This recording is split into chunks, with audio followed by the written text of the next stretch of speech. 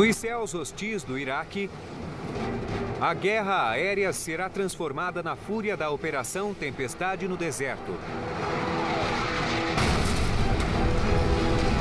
Máquinas americanas de última geração enfrentam pilotos iraquianos veteranos no comando de caças de fabricação francesa e soviética. Veremos de dentro da cabine o combate aéreo moderno sendo forjado em uma batalha tecnológica pela supremacia aérea.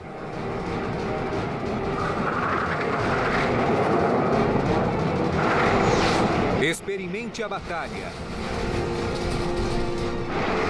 Analise as táticas. Reviva os combates aéreos da Tempestade no Deserto.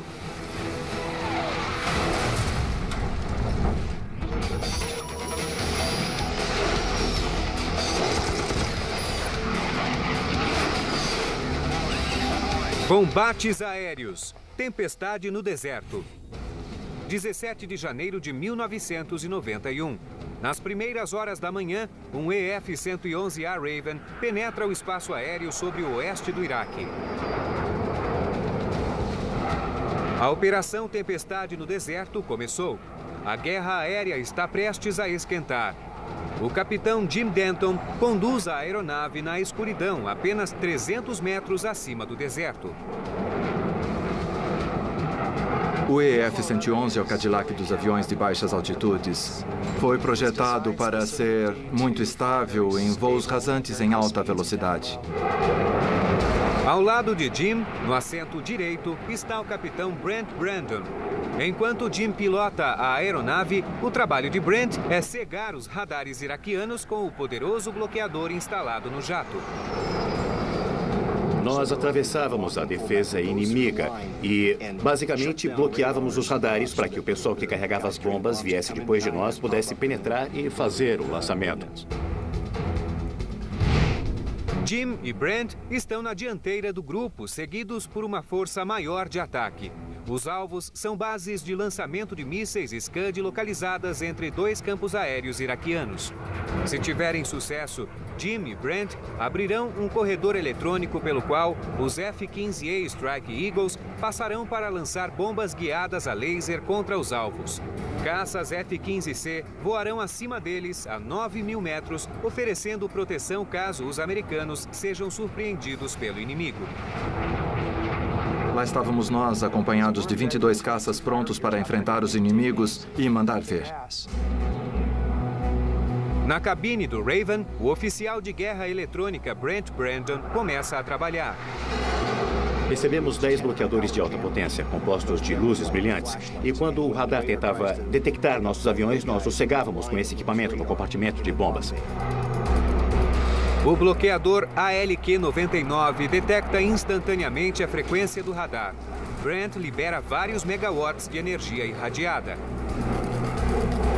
Os pelos da nuca ficam arrepiados e o jato começa a estalar com toda a energia eletrônica e a sensação é literalmente elétrica. Os radares iraquianos ficam cegos. Os Eagles ganham caminho livre e começam a atacar seus alvos. Estávamos entre dois campos de pouso a 1.500 metros. Estávamos na primeira fileira da Tempestade no Deserto. Sem o auxílio dos radares antiaéreos, os iraquianos lançam jatos desordenadamente contra os intrusos. 2 minutos depois, 2 caças iraquianos levantaram voo. Um deles saiu do aeroporto H2 e o outro veio das proximidades de Bagdá. A tripulação detecta o sinal de um inimigo no sistema de alerta do radar. Um Mirage F-1 iraquiano surge acima e atrás do EF-111. Jim e Brent estão encrencados. O Raven não foi feito para combater.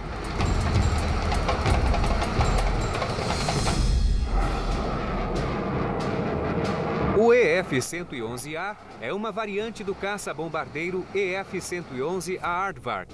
Nessa aeronave, conhecida como Sparkvark, todo o armamento foi removido para dar espaço à redoma na parte inferior da fuselagem.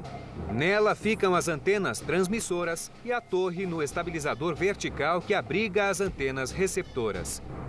O Dassault Mirage F1 é um caça de fabricação francesa com assento único. O Iraque possuía mais de 100 caças desse modelo no arsenal e os usou com grande sucesso durante a guerra Irã-Iraque. Em um combate aéreo, o Mirage leva todas as vantagens.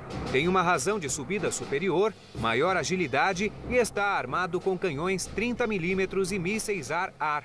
O Raven não tem qualquer armamento. O Mirage se aproxima da presa pelo alto da direção sudeste. Jim Denton terá de usar a habilidade para sobreviver. Senti pelo nosso treinamento que poderíamos sobreviver. Eu ia seguir em frente e fugir dele. Esse era o objetivo principal. Me afastar, acionar os bloqueadores e fazer o meu trabalho. Então o que eu fiz foi inverter o voo e começar a fazer uma curva para a esquerda.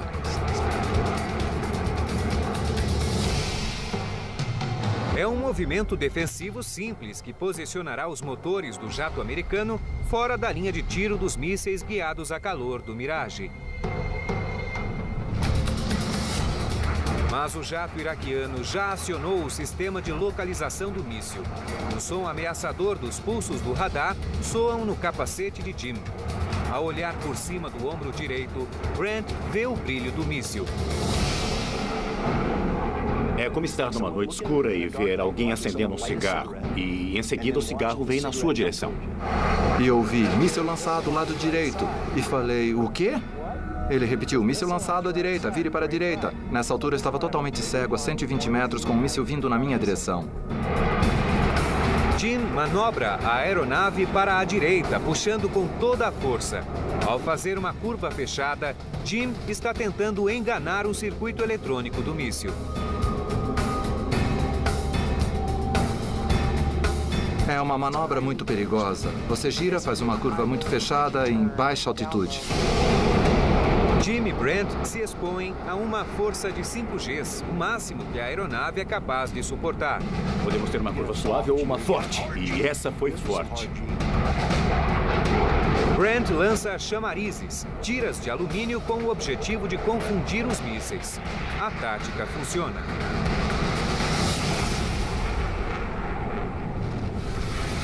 O míssil passa pelo Raven e desaparece na noite. Mas o Mirage continua atrás dos americanos e não pretende desistir. Por sorte, chega a cavalaria. Um F-15C pilotado por Robert Greater está em uma missão de captura bem acima do combate. Robert já derrubou um F-1 esta noite e rapidamente se volta para o segundo Mirage, preparando-se para lançar um míssil Sparrow. Robert está aqui. O Mirage está aqui, atrás do Raven de Jim e Brent. O piloto iraquiano com o alvo fixo no Raven agora precisa ligar com o míssil de Robert apontado para ele. Por um instante, ele perde o domínio da aeronave, um erro fatal a 120 metros. Em um repentino brilho intenso, o míssil choca-se contra o chão.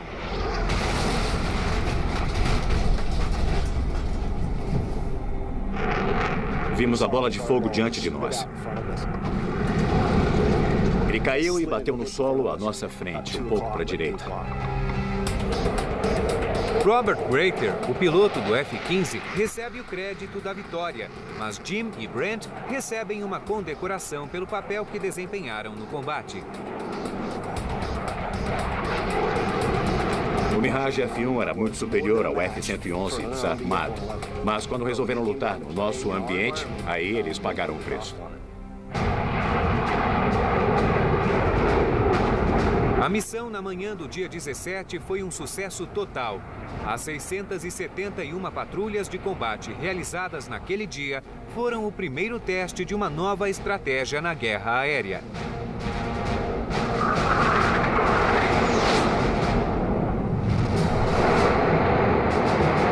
A tecnologia e as táticas americanas nas décadas de 80 e 90 foram moldadas pelas lições aprendidas durante a Guerra do Vietnã. Os pilotos da geração anterior não haviam sido treinados em manobras de combate aéreo e foram obrigados a pilotar aeronaves que não eram projetadas para os duelos. Tudo isso mudou nos anos 90. Em 1990, na Guerra do Golfo, a Força Aérea e a Marinha haviam avançado em duas frentes. Para começar, tinham aeronaves modernas como o caça de superioridade aérea F-15 e o caça de interceptação F-14. Além disso, tinham armas muito melhores. O Sparrow tinha melhorado, o Sidewinder também, e o treinamento dos pilotos era muito superior.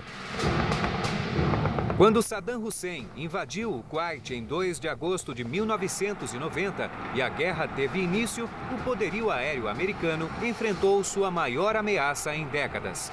O Iraque tinha MiG-29, tinha MiG-23, tinha F-1 franceses e pilotos e comandantes de solo que tinham a experiência da guerra com o Irã. Assim, os Estados Unidos se organizaram de uma forma a ter vantagem, utilizando todos os nossos recursos contra um adversário preparado. Aeronaves com equipamentos eletrônicos são capazes de bloquear radares inimigos e abrir corredores de ataque para bombardeiros com armas de precisão usadas para destruir centros de comando e defesas antiaéreas. Centros de controle a bordo dos aviões podem monitorar a situação, indicando aeronaves inimigas aos caças americanos que seguem para derrubá-los. Aviões-tanque fazem o abastecimento, mantendo toda a máquina de guerra voando durante horas a fio.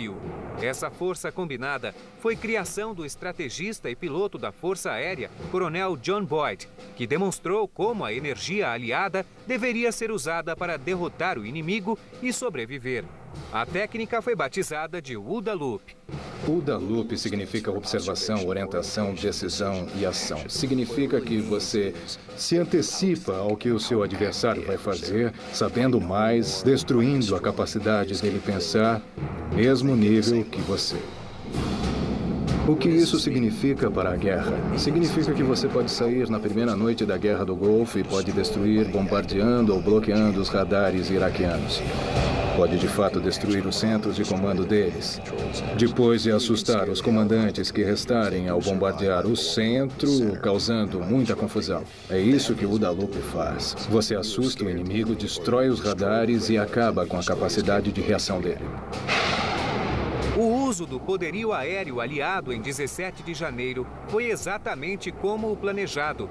Aeronaves da Marinha e da Força Aérea destruíram a capacidade iraquiana de colher informações e tomar decisões. 8 dos melhores caças inimigos foram destruídos. Estações de radar, centros de controle e comando e sítios de mísseis terra-ar foram reduzidos a pó. Mas com o decorrer da guerra, a defesa iraquiana endurece. Mais caças desafiam os americanos. Em 19 de janeiro, o piloto Larry Pitts, do comando de um F-15 Eagle, enfrentou alguns dos melhores pilotos da Força Aérea iraquiana em um dos mais emocionantes combates da Guerra do Golfo.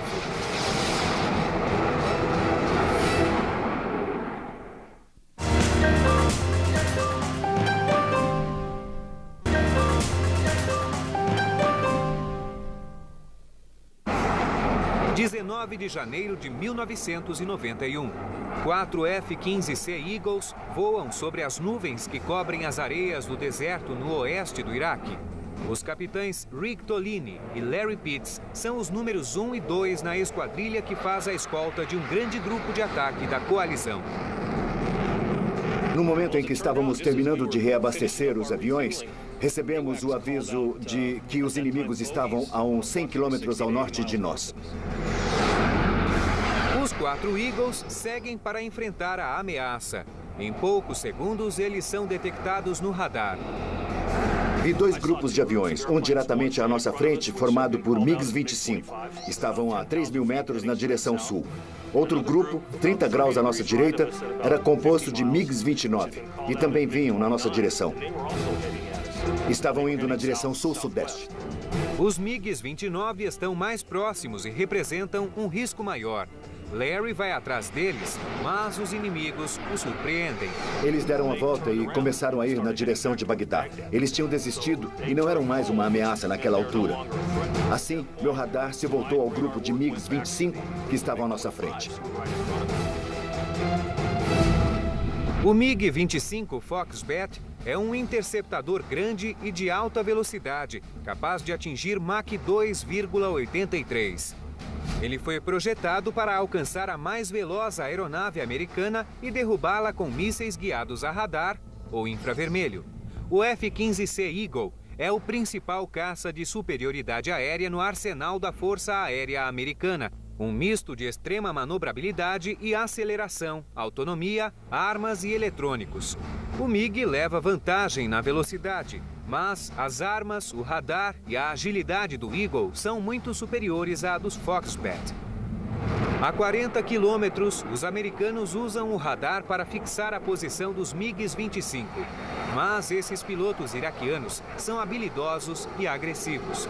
Os MiGs-25 executaram uma tática soviética para escapar dos radares dos Eagles.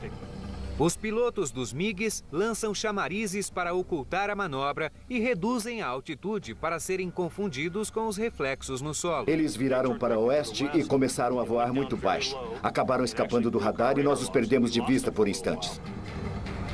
Mas, de repente, um dos MiGs-25 vira na direção dos americanos. O MiG-25 faz a volta e muda de tática, na esperança de nos ver antes que o víssemos. Nesse momento, o segundo MiG-25 chama a atenção de Larry.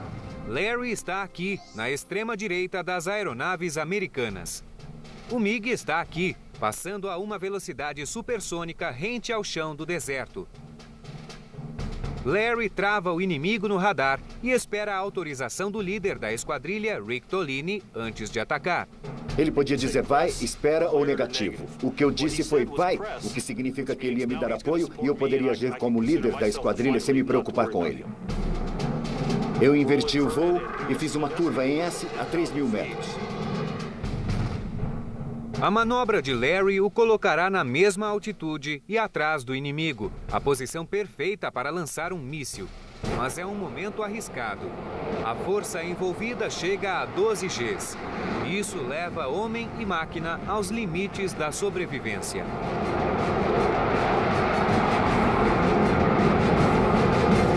Claro que a integridade do avião é uma grande preocupação, mas posso garantir que o Eagle é muito forte e tinha tanta adrenalina envolvida que nem mesmo fiquei tonto. Pela primeira vez, o piloto americano vê sua presa. Então eu reduzi. Foi quando fiquei bem atrás do MiG-25. E ainda havia um tapete de nuvens por lá e eu conseguia vê-lo bem acima das nuvens. Se o piloto do MiG-25 usar toda a potência e seguir direto em frente, poderá escapar de Larry. Mas o iraquiano decide entrar em combate com um adversário muito mais ágil. Era um MiG-25 a 1.300 km por hora fazendo curvas com um raio do tamanho do Texas. Eu estava em um F-15, com velocidade de combate em torno dos 800. Minha curva tinha um raio de cerca de 1.000 metros. Assim, eu estava muito rápido dentro da curva dele. Antes que eu pudesse completar os 180 graus, eu já tinha preparado as armas. O iraquiano segura-se firme nos controles. Ele fazia uma curva bem forte, tentando me vencer. Com isso, eu estava perdendo um pouco da velocidade. Larry se aproxima a 3.000 metros, escolhendo cuidadosamente a arma. Por causa da enorme emissão que vinha do jato, eu decidi usar um míssil guiado por calor, o AIM-9 Sidewinder. Quando eu escolhi o míssil, eu recebi um forte sinal vindo dele. Eu verifiquei se o detector estava rastreando o calor do MiG. Mas o piloto iraquiano conhece bem as medidas defensivas. Disparei o míssil em direção ao alvo e o MiG-25 lançou chamarizes e conseguiu escapar.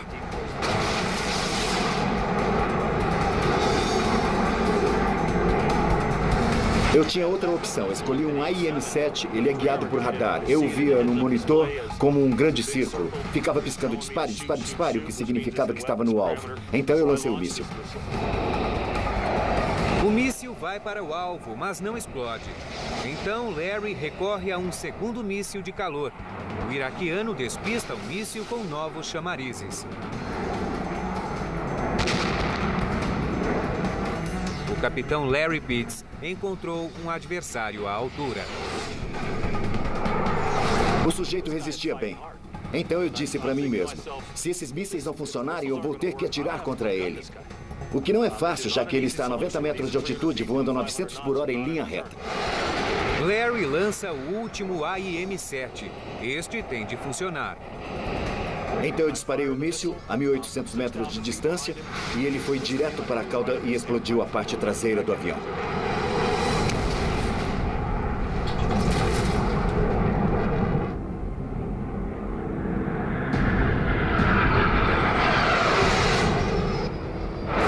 Desviando dos destroços, Larry avista Rick Tolini no alto à esquerda. E 8 quilômetros adiante dele, Larry vê um brilho. Eu já imaginei que seria o outro MiG-25. O inimigo está frente a frente com Rick e se aproxima rápido. Mas Rick não quer disparar. Da posição em que está, o avião parece ser um F-15. Então Rick decidiu identificar a aeronave. E ele fez isso de modo muito interessante. Ele perguntou pelo rádio, supondo que se ele fosse um inimigo, não estaria na nossa frequência. Alguém está com o queimador ligado? Porque no momento dava para ver a pluma saindo do avião. O truque de Rick dá certo. Ninguém responde positivamente, o que significa que ele está diante de um MiG. Rick dispara um AIM-9. Vi o míssil partindo. Também vi chamarizes saindo do avião. O míssil mais uma vez foi enganado pelo MiG. Os pilotos dos dois MiGs lutaram bravamente. Mas o piloto iraquiano comete um erro fatal. Ele posicionou o avião de barriga para nós. Então, pudemos ver a parte inferior do avião dele, o que não é uma coisa recomendável para um MiG. Rick escolheu um míssil guiado por radar AIM-7 Sparrow e disparou. O avião virou uma bola de poeira.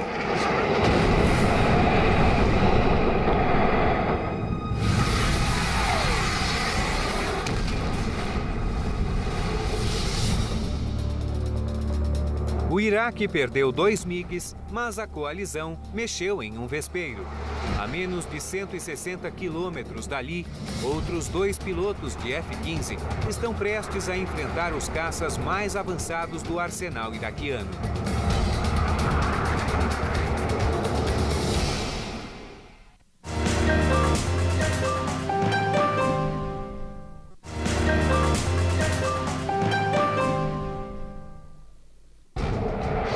Dia 19 de janeiro de 1991. 4 F-15 Eagles rasgam os céus do Iraque. O capitão César Rodrigues, conhecido como Rico, lidera a esquadrilha. O número 2 é o capitão Craig Underhill, chamado de Moe. Nossa missão inicial era a defesa aérea e o nosso trabalho era proteger os bens de alto valor, aviões-tanque, radares, equipamentos, todo mundo que estivesse apoiando as missões ofensivas que porventura estivessem avançando. Mas após 5 horas de voo, o comando informa que a missão deles mudou. Um grupo de ataque aliado havia atingido o alvo e precisava de escolta para voltar para a base. Pediram nosso auxílio na volta. Assim, enquanto estivessem seguindo para o sul, não deixaríamos que fossem perseguidos. César separa-se da esquadrilha.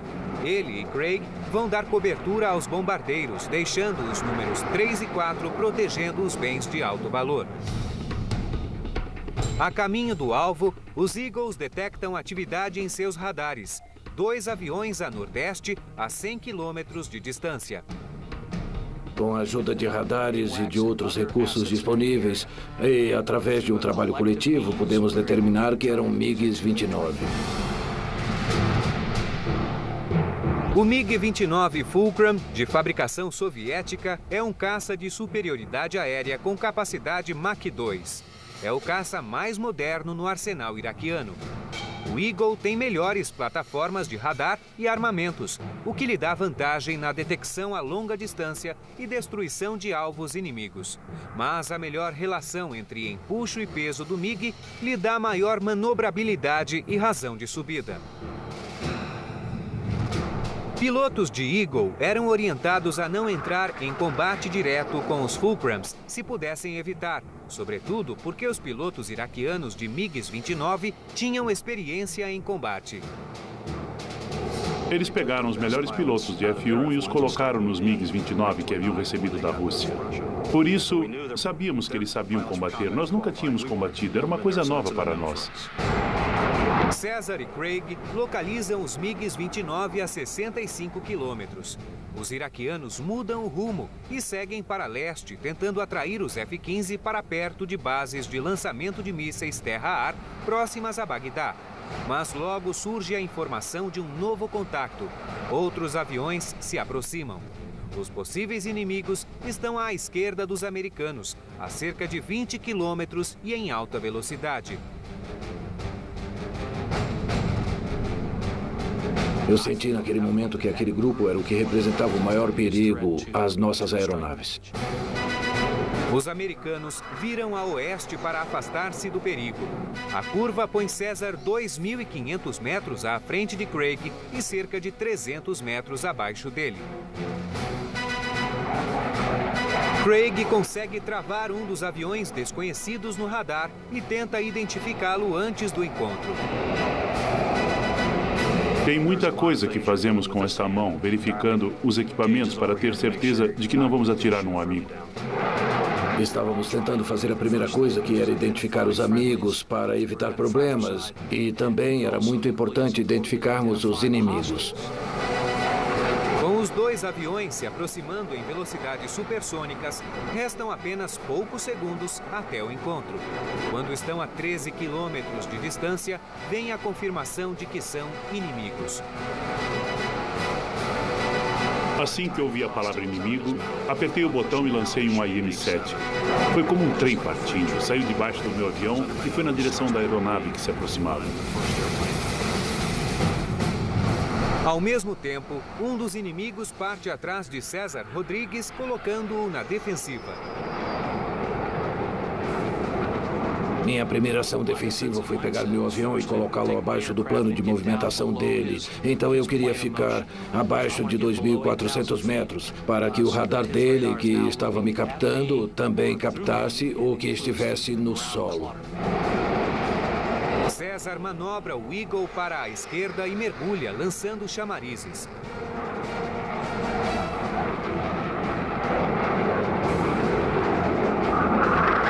Quando ele começou a virar, eu estava olhando para o meu míssil e o César fez a volta na minha frente e o míssil passou a uns 100 metros acima do jato dele. Esse foi um enorme susto para mim. Eu imagino como foi para ele.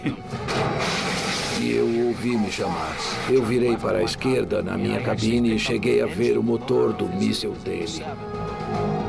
César vê a trilha de fumaça e a acompanha até o MiG-29, agora 5 quilômetros à direita dele.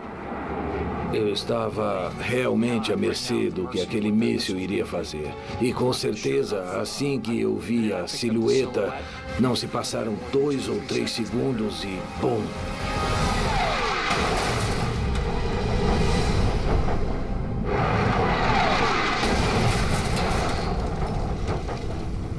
Ele deu um mergulho, eu virei a cabeça para olhar, então eu vi uma grande nuvem marrom. César Rodrigues sobe novamente para ficar ao lado de Craig. Voltamos a dar apoio mútuo. E para ser sincero, meu primeiro pensamento foi ir embora de lá. Os pilotos estão prestes a rumar para o sul ao encontro do avião-tanque quando recebem um novo alerta. Eles entraram em contato de novo e nos disseram que havia um segundo avião a 16 quilômetros ao norte.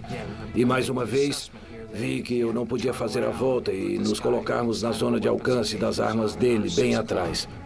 Então, voltamos à luta. Contornando a zona de alcance, os americanos rapidamente captam a aeronave desconhecida no radar. Craig está aqui a 2.400 metros, 800 metros à frente de César. O desconhecido está aqui a 8 quilômetros de distância e a 3.000 metros de altitude. Craig usa o sistema automático do radar para fixar o alvo. Eu apontei os armamentos para ele, ele fez uma curva conveniente para mim e virou novamente para a esquerda, numa manobra bem fechada. A manobra à esquerda expõe a parte inferior da aeronave para Craig, fazendo dela um alvo fácil para um míssil guiado por radar. Eu travei o alvo, virei, fiquei de frente para ele, me preparei para disparar. E ele brilhou como um diamante na minha tela. Passou de um contato sólido no radar para um diamante. Era amigo. Craig fica paralisado. Se esse avião era amigo, então a aeronave que ele havia derrubado poderia ser um colega de esquadrilha.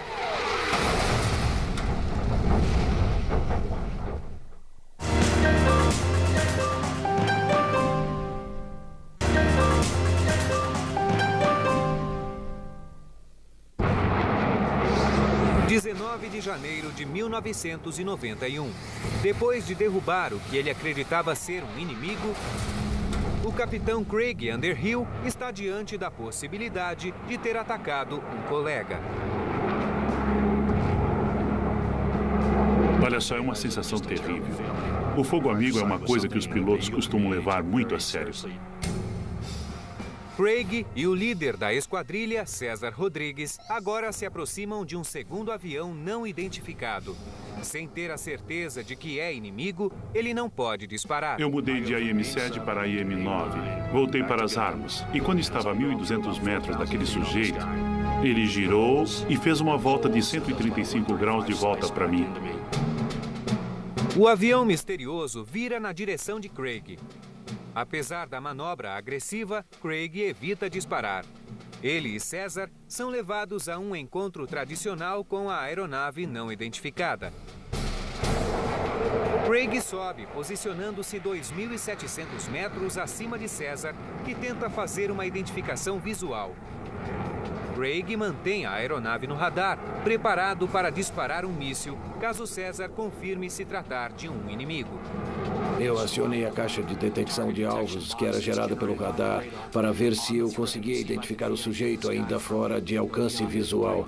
Se eu conseguisse identificá-lo antes do encontro, Craig teria a chance de fazer o disparo e, enfim, acabar com aquilo.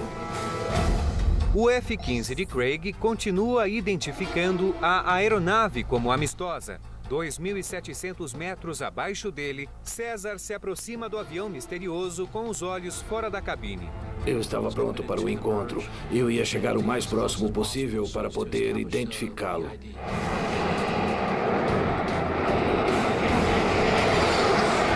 Quando os jatos se cruzam, César consegue ver a aeronave por inteiro.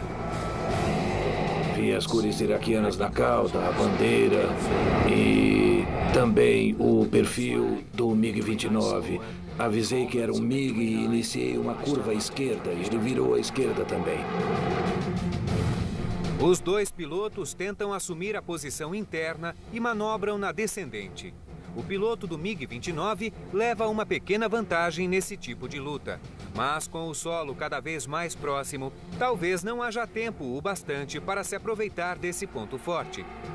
Então, César e ele estavam numa corrida para baixo. César toma o lado interno, o sujeito gira e retoma a posição. Eles estão provavelmente na direção noroeste. Um giro de 135 graus com César tentando posição de disparo. É um combate aéreo clássico. O F-15 não foi projetado para isso, mas está dentro de sua capacidade. A batalha, que começou a 2.400 metros, se aproxima do solo.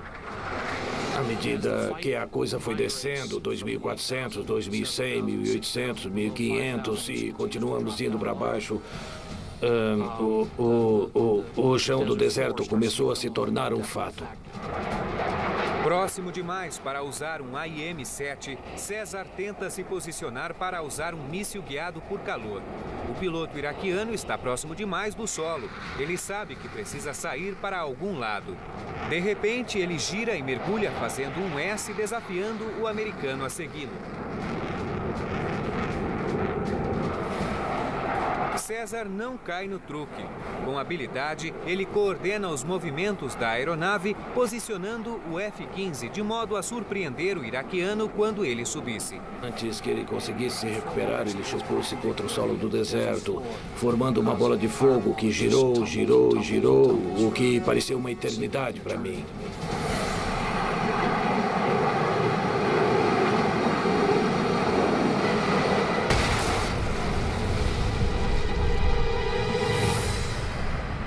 Mais um MiG abatido.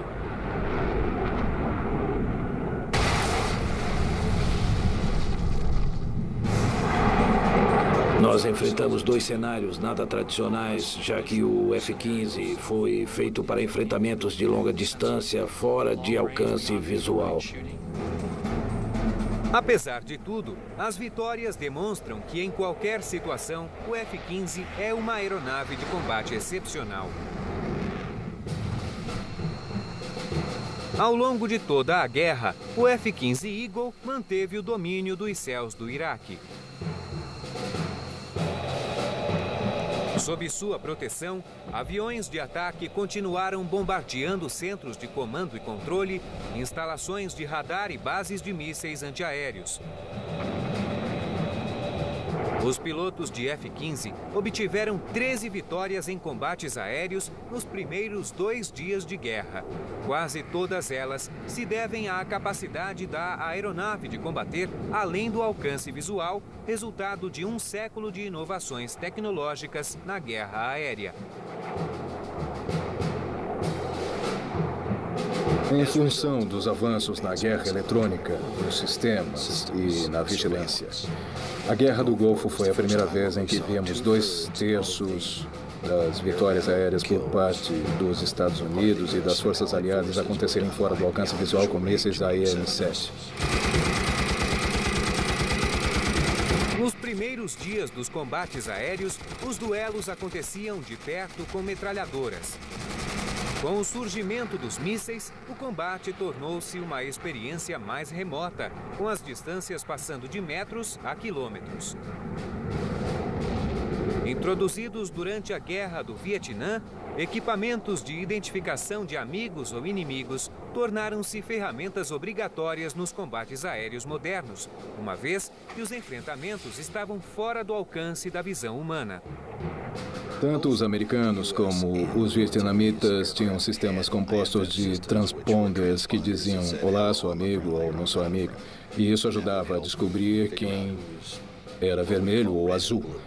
Porque a pior coisa que queríamos era um azul derrubando um colega azul, coisa que aconteceu algumas vezes na guerra aérea do Vietnã. Um transponder dentro do avião é configurado com um código que transmite determinada frequência. Quem não estiver na mesma frequência provavelmente não é amigo. Quando é usado em conjunto com aviões de reconhecimento, o sistema é extremamente eficiente, tornando possível o ataque à distância. Com essa configuração, você pode garantir que todos saibam onde estão os amigos e onde estão os inimigos. E pode planejar para seguir em frente e derrubar os adversários. Em 26 de janeiro, uma esquadrilha de Eagles em uma missão no oeste do Iraque utilizaria essa tecnologia avançada com um resultado espetacular, um emocionante combate aéreo fora do alcance visual.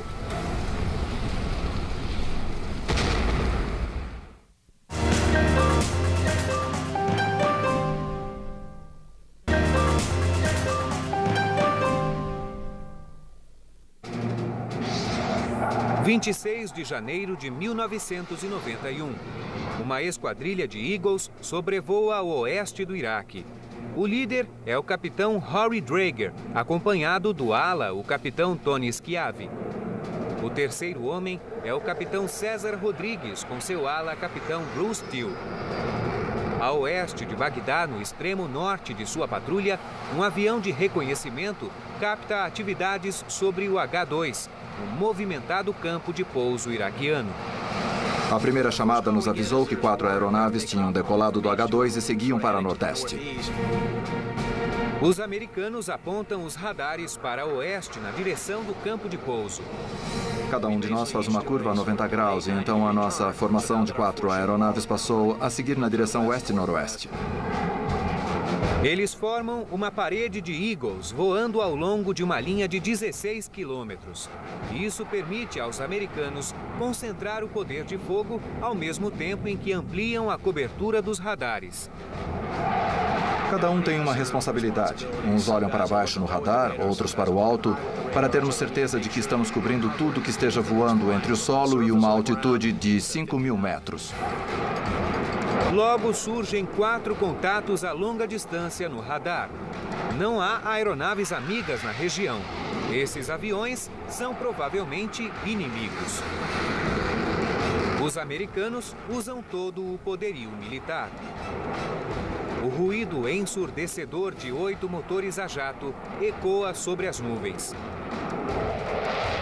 Embora o inimigo esteja fora de alcance visual, os Eagles localizaram sua presa. Rory quer manter o elemento surpresa. Ele dá uma ordem à esquadrilha. Mantivemos os radares ligados para ter certeza de que sabíamos de tudo. Quantos deles havia e o que poderíamos fazer em relação a esses alvos. Travar o inimigo no radar é um modo certo de assustar o inimigo antes que esteja ao alcance dos mísseis. Assim como existem aqueles detectores de radar para carros, eles têm uma coisa parecida. Então, se travarmos no alvo, esse sistema é ativado. Um dos jatos iraquianos se afasta com problemas mecânicos. Os outros 3 continuam voando baixo a menos de 300 metros do solo, em uma formação em V. As diversas fontes de informação dizem aos americanos o que vão enfrentar. Nessa altura, tínhamos várias informações positivas de muitas fontes diferentes e todas confirmavam os MiG-23. O MiG-23 Flogger é um caça-bombardeiro com 2 motores. Ele é projetado para interceptar em qualquer tempo e seu design robusto o torna estável em altíssimas velocidades, sobretudo em baixas altitudes. Os inimigos foram identificados. E os americanos têm autorização para disparar. Basicamente, nós cumprimos todas as regras de enfrentamento para podermos agir, e foi o que nós fizemos. Rory designa os alvos. Ele atacará o líder da esquadrilha. Bonnie atacará o que está no extremo norte e César o do extremo sul. Os americanos travam os MiGs no alvo e apertam o botão. Mísseis AIM-7 são lançados. Os mísseis saem voando em todas as direções a caminho dos inimigos.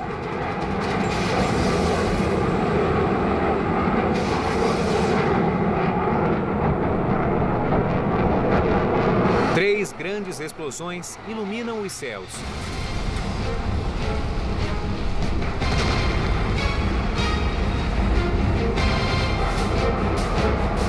Os F-15 mergulham através das nuvens, bem a tempo de verem os mísseis atingirem os alvos. Foi uma missão perfeita. 3 inimigos derrubados fora do alcance visual.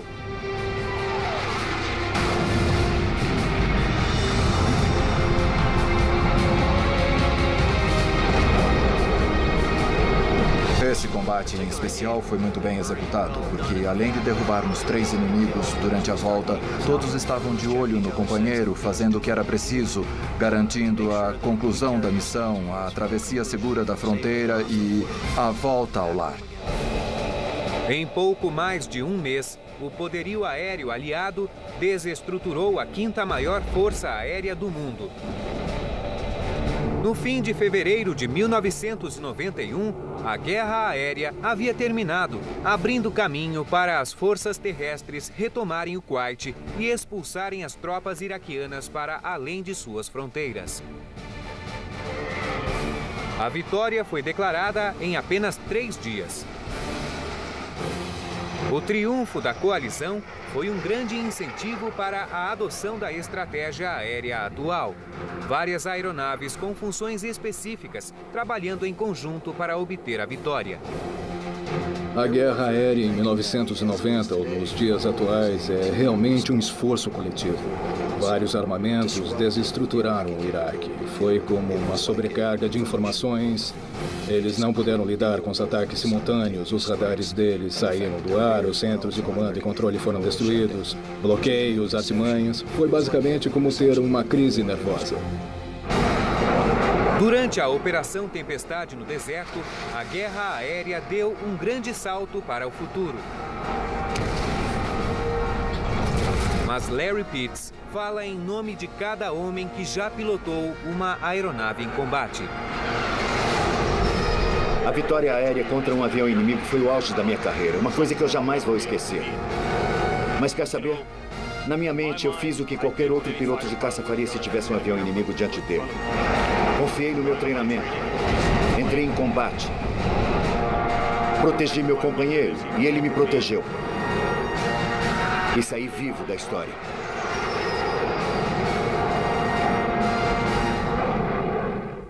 Dois minutos depois, 2 caças iraquianos levantaram voo. Um deles saiu do aeroporto H2 e o outro veio das proximidades de Bagdá. A tripulação detecta o sinal de um inimigo no sistema de alerta do radar. Um Mirage F-1 iraquiano surge acima e atrás do EF-111. Jim e Brent estão encrencados. O Raven não foi feito para combater.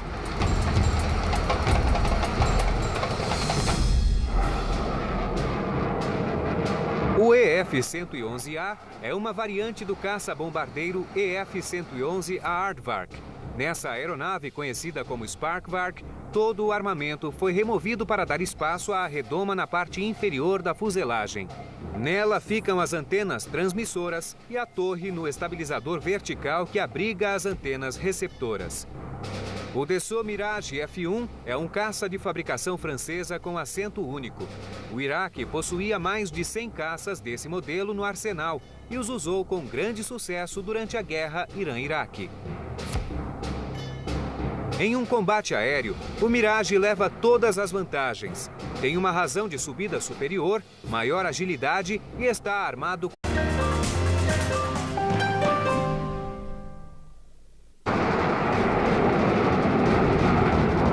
nos céus hostis do Iraque, a guerra aérea será transformada na fúria da Operação Tempestade no Deserto. Máquinas americanas de última geração enfrentam pilotos iraquianos veteranos no comando de caças de fabricação francesa e soviética. Veremos de dentro da cabine o combate aéreo moderno sendo forjado em uma batalha tecnológica pela supremacia aérea.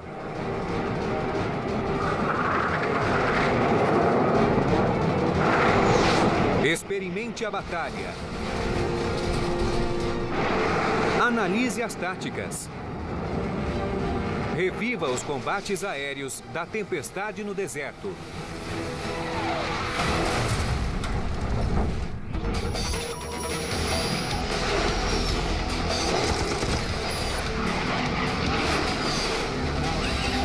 Combates aéreos. Tempestade no Deserto. 17 de janeiro de 1991. Nas primeiras horas da manhã, um EF-111 com canhões 30 mm e mísseis ar-ar. O Raven não tem qualquer armamento. O Mirage se aproxima da presa pelo alto da direção sudeste. Jim Denton terá de usar a habilidade para sobreviver. Senti pelo nosso treinamento que poderíamos sobreviver. Eu ia seguir em frente e fugir dele. Esse era o objetivo principal. Me afastar, acionar os bloqueadores e fazer o meu trabalho. Então o que eu fiz foi inverter o voo e começar a fazer uma curva para a esquerda.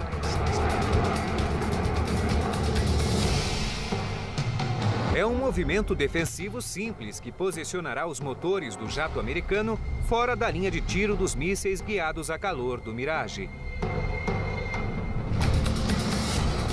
Mas o jato iraquiano já acionou o sistema de localização do míssil. O som ameaçador dos pulsos do radar soam no capacete de Jim. Ao olhar por cima do ombro direito, Brent vê o brilho do míssil. É como estar numa noite escura e ver alguém acendendo um cigarro. E em seguida o cigarro veio na sua direção. E eu vi míssil lançado do lado direito. E falei, o quê? Ele repetiu, míssil lançado à direita, vire para a direita. Nessa altura estava totalmente... Para lançar bombas guiadas a laser contra os alvos. Caças F-15C voarão acima deles a 9.000 metros, oferecendo proteção caso os americanos sejam surpreendidos pelo inimigo. Lá estávamos nós, acompanhados de 22 caças prontos para enfrentar os inimigos e mandar ver. Na cabine do Raven, o oficial de guerra eletrônica Brent Brandon começa a trabalhar. Recebemos 10 bloqueadores de alta potência, compostos de luzes brilhantes. E quando o radar tentava detectar nossos aviões, nós os cegávamos com esse equipamento no compartimento de bombas. O bloqueador ALQ-99 detecta instantaneamente a frequência do radar. Brent libera vários megawatts de energia irradiada. Os pelos da nuca ficam arrepiados e o jato começa a estalar com toda a energia eletrônica e a sensação é literalmente elétrica. Os radares iraquianos ficam cegos. Os Eagles ganham caminho livre e começam a atacar seus alvos. Estávamos entre dois campos de pouso a 1.500 metros. Estávamos na primeira fileira da tempestade no deserto. Sem o auxílio dos radares antiaéreos, os iraquianos lançam jatos desordenadamente contra os intrusos. A Raven penetra o espaço aéreo sobre o oeste do Iraque. A Operação Tempestade no Deserto começou. A guerra aérea está prestes a esquentar. O capitão Jim Denton conduz a aeronave na escuridão, apenas 300 metros acima do deserto. O EF-111 é o Cadillac dos aviões de baixas altitudes. Foi projetado para ser muito estável em voos rasantes em alta velocidade. Ao lado de Jim, no assento direito, está o capitão Brent Brandon. Enquanto Jim pilota a aeronave, o trabalho de Brent é cegar os radares iraquianos com o poderoso bloqueador instalado no jato. Nós atravessávamos a defesa inimiga e, basicamente, bloqueávamos os radares para que o pessoal que carregava as bombas viesse depois de nós, pudesse penetrar e fazer o lançamento. Jim e Brent estão na dianteira do grupo, seguidos por uma força maior de ataque. Os alvos são bases de lançamento de mísseis Scud localizadas entre dois campos aéreos iraquianos. Se tiverem sucesso, Jim e Brent abrirão um corredor eletrônico pelo qual os F-15A Strike Eagles passarão